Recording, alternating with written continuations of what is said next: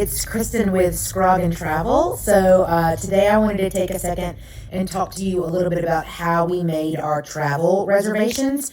So I travel a lot for my job. I travel all over the country and talk about generational diversity. That's sort of what I do for a living. But so I had tons and tons of airline miles, and we use those pretty regularly. And so we were able to find a direct flight from Atlanta to Rome. And then we're going to spend a few days in Rome, and then we're going to take some of the quick flights over to Sicily. So I wanted to just make sure that you knew there's lots of ways to get over to Sicily and to Rome relatively cheaply. There's a program that I really like if you've never seen it online. It's called going.com, G-O-I-N-G.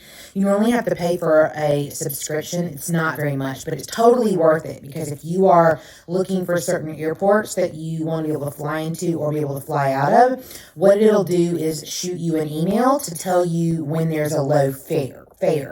And then, especially for those of you that are like, I'm not flying if it's not business class, it will also do the business class ones for you. So it'll still show you what those prices are going to be. But for those of you that are like, I don't care, I'm looking for the cheapest flight to be able to get over, then that's definitely a way that you can go. It normally will send you over to Google Flights, so but it'll take you directly to the dates that you're looking for. So I would highly suggest going.com. It's a great way for you to find cheap flights. Google Flights is, again, another good way for you to do it. You can really kind of toggle down and make sure that you've got the levels of, I want to make sure that I'm at Comfort Plus or whatever level it is that you want to be able to fly with. But for those of you that are like, I just need to get on a plane and get there, then you'll find great cheap flights on Google Flights. So we're doing a direct. What I wanted to talk to you about was, once you actually if you get onto the mainland, how do you get over to Sicily? So what I have found is there's two main ways to go in. The first one is to go in on the side that is closest to the toe of the boot.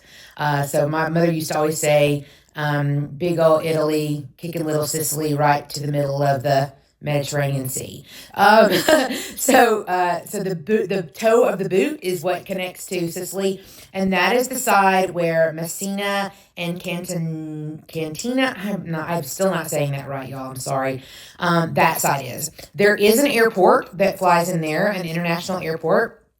And it also will do domestic flights. And when I say domestic flights for cheap, I mean cheap. I've seen Ryanair flights that are one way from Rome to Sicily. They're $38.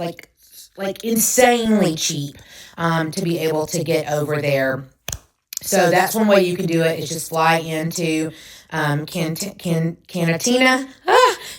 Airport, and directly from the mainland, or you can always take a flight from the U.S. over into Cantina. You're just definitely going to have to stop. A lot of the stops I've seen have been in Turkey for some reason. I don't know why, but very often I see a stop in Istanbul, and then down to Cantina. So that's one of the options that you can look at, or you can go fly into the mainland and then take another flight to Sicily.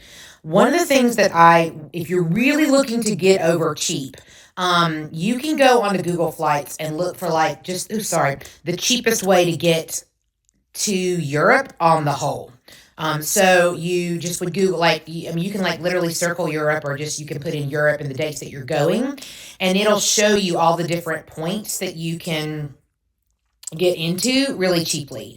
So let's say that Paris is running the cheapest flights from your area. Then what you'd want to do is go onto Google Flights and type in to see what a flight from Paris to Cantina would be. You're going to be shocked at how cheap they are. They're cheap, $100. maximum is most of the ones that I found. So that's another way for you to be able to do it. The other airport that you can come in that is, again, international, or you can do direct flights in and out, that national flights, is going to be at Palermo. Palermo is also where the big cruise ship port is. So that's another way for you to, for those of you that are going to go in and out of cruises, if you're going to go see things, see some properties in Sicily, and then jump on a boat and get on a cruise, a Mediterranean cruise from the port in Palermo. That's another great way for you to kind of add a vacation with seeing property. But as far as I can tell, most of the cruise ships go out of Palermo. And then another option that you have is, if you're driving, you can take a ferry you can take it from lots of places, but it's just longer to take it from like Napoli or whatever. But you can drive your car on and ferry over. You can do that overnight. And again, really inexpensive to be able to do. Or you can take a ferry from, again, the tip of the boot into a town that's called Messina. It's about a 20-minute ferry to go from the mainland into Messina. There's actually some properties that we're going to look at in Messina. I'm really excited about it. They've also recently announced that they're building a bridge. They're planning on building a bridge from the mainland over to Sicily, and that will be in the Messina ish area. So definitely worth looking at that area too. But those would be the ones that I would recommend. Supposedly there's a train option. I haven't really looked into the train option because I have a condensed amount of time on this particular trip. So what we're doing is we are flying to Rome. We're spending 3 days in Rome, and then we're flying from Rome to Catatina. Oh, good Lord. Catatina. Then we're going up to look at some properties in Messina, back to Catatina, and then we're driving across. We might stop in Cefalù and look at some properties there. Then we'll look at Biscaquino, which is the hometown, my family hometown. There's like 1 or 2 properties we're looking at there. And then we'll go over to Palermo. So we really only have spend the nights at Airbnbs is what we're using, and Catatina is a stop, and then at in Palermo. So and again, Airbnb prices seem to be more than fair. Car rental hasn't been a problem at this point in time. But I just want to kind of give you some tips on airfare. Don't get up in your head and think like, oh, I'm going to have to pay $1,000. Like, there's great rates, especially if you have flexibility of when you can go.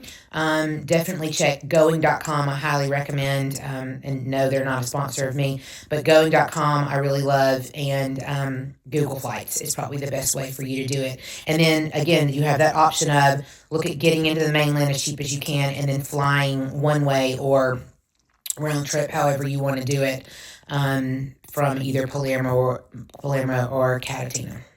All right, there you go. Hopefully some good tips. If you have any more questions, don't feel like you can't ask. And don't forget to click subscribe so that you can continue to get information about how we are planning to move to Sicily.